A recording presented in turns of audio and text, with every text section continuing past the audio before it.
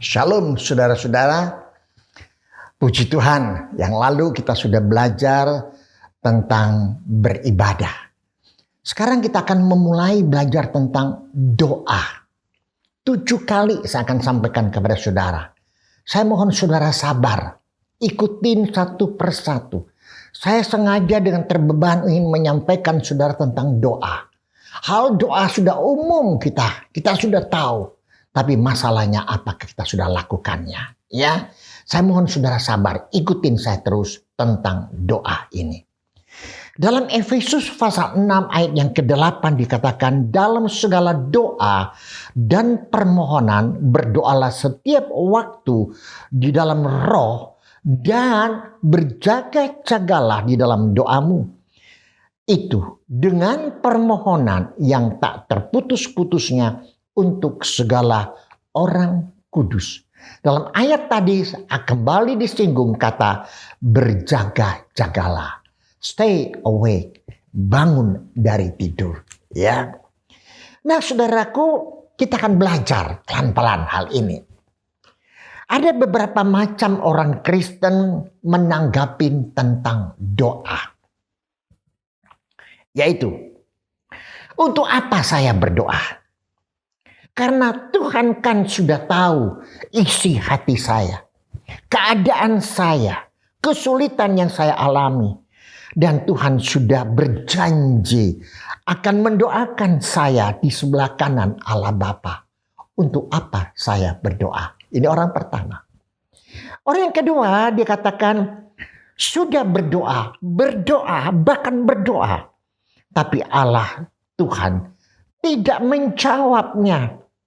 Tidak memberikan sesuai dengan apa yang aku mau. Oleh sebab itu ngapain aku berdoa? Aku minta ini tapi Tuhan tidak kasih. Tidak jawab. Tidak balas seperti apa yang aku mau. Untuk apa aku berdoa lagi? Maleslah kita berdoa. Saudaraku, bahkan ada orang sudah kurang berdoa. Bahkan tidak berdoa lagi. Dan ada orang berdoa hanya pada waktu makan. Itu pun kadang-kadang lupa saudaraku. Dia berdoa makan asal dia berdoa. Asal tutup mata amin sudah selesai. Dia berdoa. Ada orang demikian. Dia berdoa waktu mau tidur. Atau waktu bangun tidur. Itu pun asal-asalan berdoa. Bahkan kadang-kadang lupa untuk berdoa. Bahkan ketiduran tidak sampai berdoa. Bangun pagi mau berdoa, keburu-buru akhirnya tidak berdoa. Hatinya mengatakan Tuhan kan sudah tahu. Ya, yang penting Tuhan pasti tolong jaga saya hari ini. Saudaraku, itu yang dilakukan oleh orang Kristen pada umumnya. Dan ada orang Kristen kalau dia ada perlu, ada sesuatu, ada masalah, baru dia berdoa. Kalau tidak ada masalah, kalau tidak ada hal-hal yang menyakiti hatinya, dia tidak berdoa. Kalau hal yang lancar-lancar, dia tidak berdoa. Dia anggap Tuhan sebagai ban serep, saudaraku. Saudara tahu ban serep? Ditaruh di belakang, di bawah. Kalau bannya pecah baru dia ingat, oh ada ban serep. Kalau enggak ban pecah, lancar-lancar, enggak pernah ingat akan ban serep. Kita sama. Kalau kita ada masalah baru kita ingat Tuhan. Bukankah ada apa-apa kita langsung teriak, Tuhan, Tuhan. Tapi kalau lancar kita enggak pernah teriak Tuhan. Berdoa pada saat ikut persekutuan. Ada orang demikian. Pada waktu dia ikut persekutuan dia berdoa. Pada waktu dia di gereja dia berdoa. Ada yang memimpin dia ikut berdoa. Dia sambil berdoa. Bahkan ketiduran ngantuk dia berdoa saudaraku. Bukankah ini terjadi saudaraku? Di rumah hampir dia tidak pernah berdoa. Tapi di gereja dia berdoa. Karena acara liturginya yang mengajak dia untuk berdoa bersama-sama. Namun puji Tuhan saudara-saudara, masih banyak orang Kristen, mungkin termasuk saudara dan saya, masih rajin berdoa.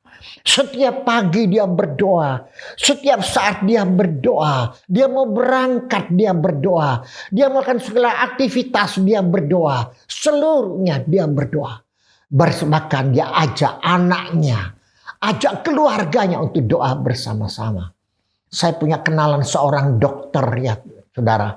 Saya kagum banget. Dokter itu memberikan kesaksian kepada saya. Dia ceritakan, Pak Pendeta, setiap kali saya mau praktek, saya duduk di kursi, saya berdoa dulu. Supaya Tuhan kasih saya hikmat, bisa memberikan obat yang tepat kepada pasiennya. Selesai dia praktek, dia berdoa dulu, mengucap syukur apa yang disuruh lakukan. Saya bilang ini luar biasa saudaraku. Bagaimanakah dengan saudara?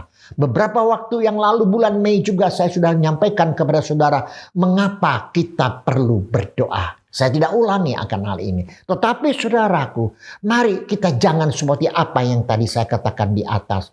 Tapi kita benar-benar menjadi anak Tuhan yang rindu intim dekat dengan Tuhan. Tuhan memberkati saudara.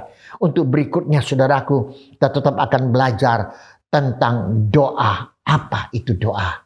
Pentingnya doa itu apa? Kita belajar bersama-sama. Tuhan tolong kita. Mari saudaraku, kita introspeksi diri kita masing-masing. Mengapa kita harus melakukan hal ini? Kita belajar tentang mengapa berdoa, apa itu doa, teladan Yesus berdoa dan sebagainya. Kita pelan-pelan belajar. Semoga Tuhan akan menolong saudara semuanya. Berdoa, berdoa dan berdoalah. Mari kita berdoa. Tuhan Yesus, terima kasih. Engkau memberikan firman-Mu kepada kami. Engkau kembali menegur kami tentang berdoa. Seringkali kami asal-asalan berdoa. Seringkali kami hanya butuh waktu kami berdoa. Ampuni kami. Biar kiranya melalui perenungan yang singkat ini menolong kami untuk bisa berdoa dan berdoa. Tolong kami bisa mengikuti episode acara berikutnya untuk belajar bersama-sama tentang berdoa. Dalam nama Tuhan Yesus, kami sudah berdoa dan bersyukur. Amin. Soli Deo Gloria. Tuhan Yesus memberkati saudara. Amin.